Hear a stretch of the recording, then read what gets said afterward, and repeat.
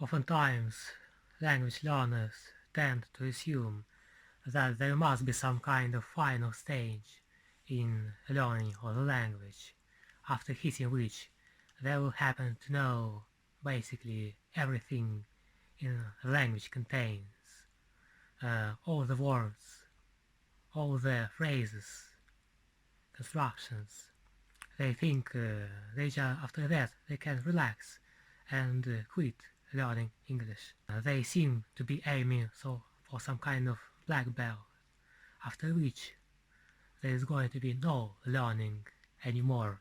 Yeah, I heard a few times people say something like, "Oh, I have been learning English for a few years, 3, 5, 7 years. It's been quite a challenge, but once I have learned it, I will quit practicing it." Alright, but if you're going to quit doing that, quit your language journey, then why bother learning a language in the first place? It's like saying, I'm learning to breathe, and once I have mastered this skill, then I will quit doing that, and I will never breathe ever again in my life. However, be careful not to misinterpret what I am saying here. Am I saying that you should attend your language school or take Skype lessons with your tutor for the rest of your life? Of course not. On the contrary, you should try to become independent, autonomous, free from your teacher. The sooner the better. But you should continue practicing English for the rest of your life, by yourself. It's just like with your native language. Are you still practicing your native language? Just try not speaking Russian, for example, if your native language is Russian. Try not speaking it for a few months, and you will feel the consequences. Actually, I had this experience in the past, and so it was quite a profound experience. Had to get myself back into shape. So, language learners often expect to reach some point on their path to language mastery, after which they will know everything that there is in the language, and after which there's going to be nothing left to learn. Yet, what they encounter inevitably is that new stuff just keeps coming out, and new phrases, words, constructions, they just keep emerging, and there seems to be no end to it.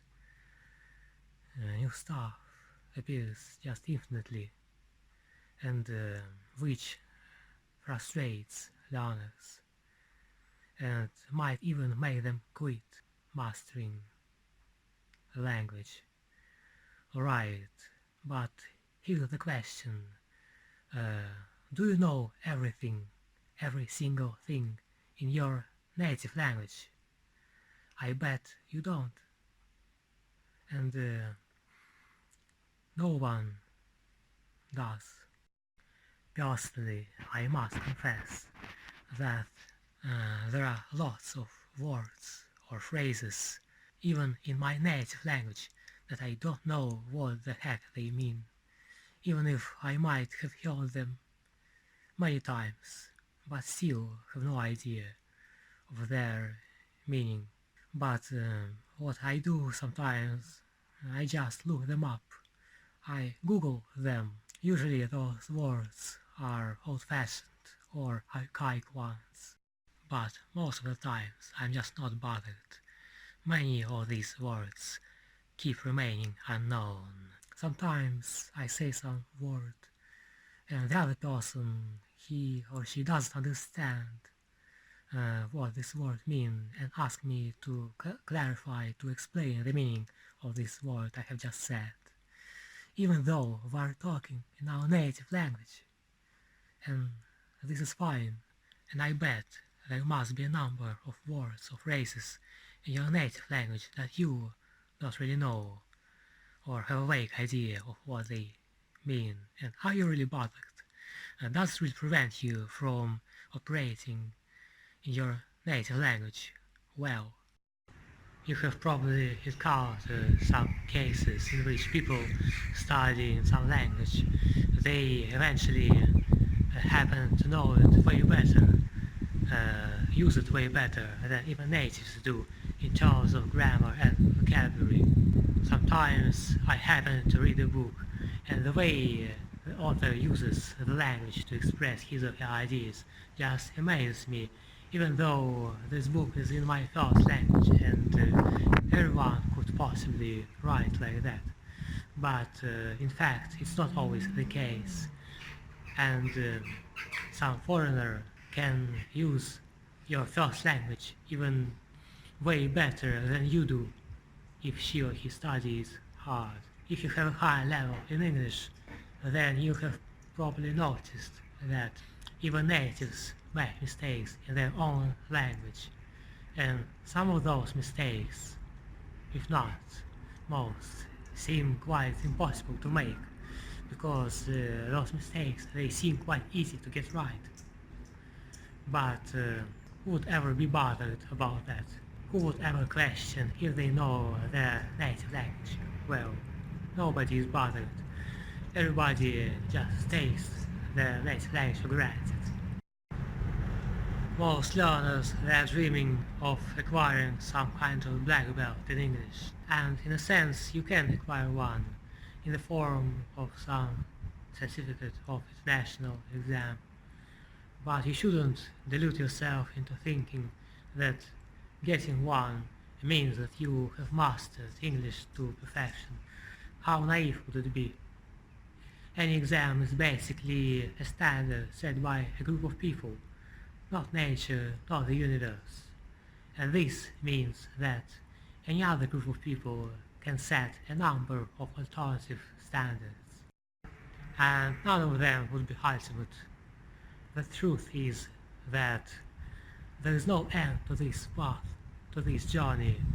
New stuff, new phrases, new words, they will just keep emerging, keep coming out. But here's the good news.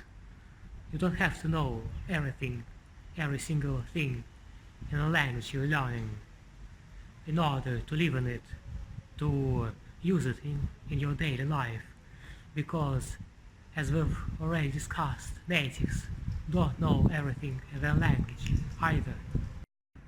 But surely most learners, they would love to acquire this black belt and renounce English.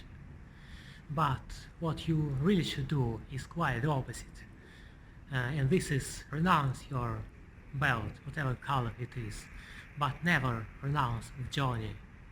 Actually savor the journey, savor the path, and don't care too much about the destination. But of course, don't forget completely about your goals. So there obviously should be some balance involved. And this reminds me of school. Children, they, while in school, they are dreaming of finishing school and then finishing university. What for? To never study again in their life. And this is the worst goal ever. Why? You would agree that after school or university, learning only begins, not finishes. You should learn actually for the rest of your life. You should be a lifelong learner. You must have heard this phrase many times. Yet we tend to forget it in certain areas of our life, and we tend to hate the process and have quite high of expectations, don't we? Alright, but what's the solution? And as you already might be guessing, it's simply to shift our focus. Let's take school analogy here again. So, what do children usually do while being at school? They hate learning. They dream of finishing school as soon as possible, and they intend to never study or learn anything again in their life after school is over. But what they really should do, and here's the ultimate formula which applies to language learning as well. So, point 1, cultivate love for learning, and most importantly, find ways to enjoy the process of it. The second point, don't focus on the last day of school, but rather savor the process. And the last point, there is no end to learning. You should learn for the rest of your life until your life is over. That's about it.